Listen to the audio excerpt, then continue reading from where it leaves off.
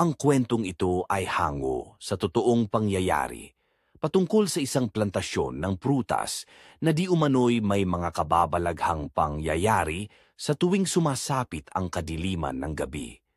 Simulan natin ang kwento. Sa isang malayong lupain, may isa plantasyon ng prutas na ayon sa mga kwento, may nagpapakita di umano na isang white lady sa tuwing sumasapit ang kadiliman ng gabi. Si Anthony isang gwardiya sa nasabing plantasyon. Ang oras ng kanyang trabaho ay simula alas 6 ng hapon hanggang alas 7 ng umaga. Nung gabing ding iyon, pumunta si Anthony sa likurang bahagi ng planta upang i-check ang mga gamit.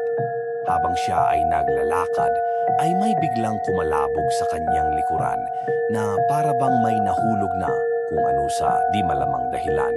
Dali-dali niya itong pinuntahan at tinignan. Nakita niya ang isang lata ng biskwit na wala ng laman. Napaisip siya, bakit may lata ng biskwit sa loob ng planta? Nasaging man ang pinuproseso doon. Sa kabilang banda, nagpatuloy si Anthony sa pag-inspeksyon sa mga lugar. Kinaugalian na ni Anthony ang mag-istambay sa isang kubo malapit sa planta upang manigarilyo.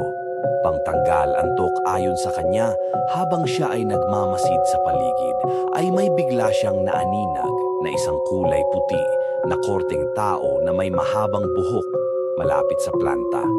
Bigla siyang natigilan sa kanyang nakita na para bang ayaw gumalaw ng kanyang katawan, na sa kanyang isip, isa yung white lady. Pinikit niya ang kanyang mata at dahan-dahan niya itong iminulat. At sa kanyang pagdilat na wala bigla ang babae, napahinga ng malalim si Anthony sa kanyang mga nakita.